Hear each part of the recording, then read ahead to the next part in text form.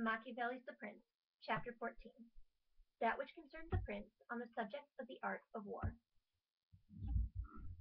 A prince ought to have no other aim or thought, nor select anything else for his study than war and its rules and discipline, for this is the sole art that belongs to him who rules, and it is of such force that it not only upholds those who are born princes, but it often enables men to rise from private station to that rank. And on the contrary, it has been seen that when princes have thought more of ease than of arms, they have lost their state. And the first cause of your losing it is to neglect this art, and what enables you to acquire state is to be master of the art. Francesco Sforza, through being marshal, from a private person became Duke of Milan, and his sons, through avoiding the hardships and troubles of arms, from dukes became private persons.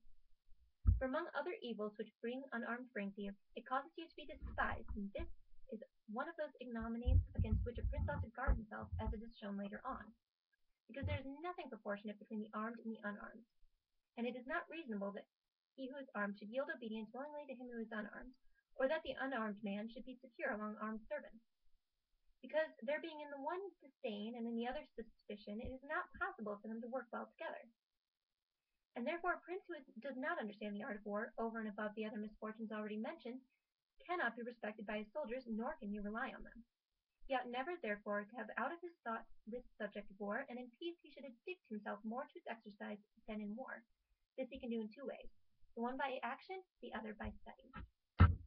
As regards action, he ought above all things to keep his men well organized and drilled, to follow incessantly the chase, by which he accustoms his body to hardships and learns something of the nature of localities, and gets to find out how the mountains rise, how the valleys open out, how the plains lie, and to understand the nature of rivers and marshes, and in all this to take the greatest care, which knowledge is useful in two ways.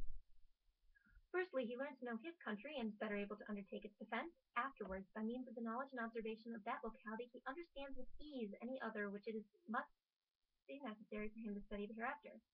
Because the hills, valleys, and plains, and rivers, and margins that are, for instance, in Tuscany, have a certain resemblance to those of other countries, so that with a knowledge of the aspect of one country one can easily arrive at a knowledge of others. And the prince that lacks this skill lacks the essential which it is desirable that a captain should possess. For it teaches him to surprise his enemy, to select quarters, to lead armies, to array the battle, to besiege towns to advantage.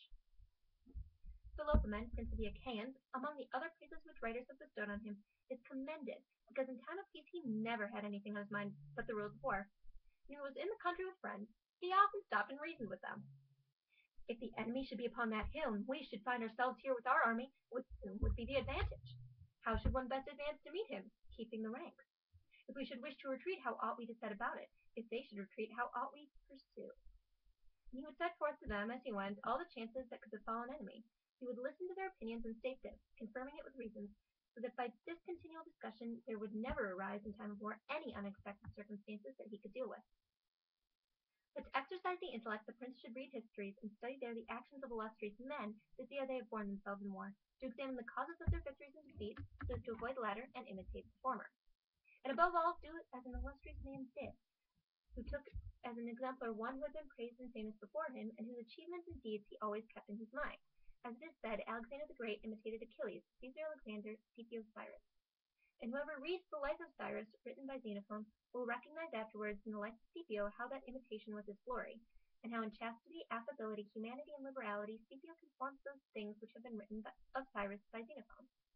A wise prince ought to observe some such rules, and never in peacetime stand idle, but increase his resources with industry in such a way that they may be available to him in adversity, so that if fortune changes it may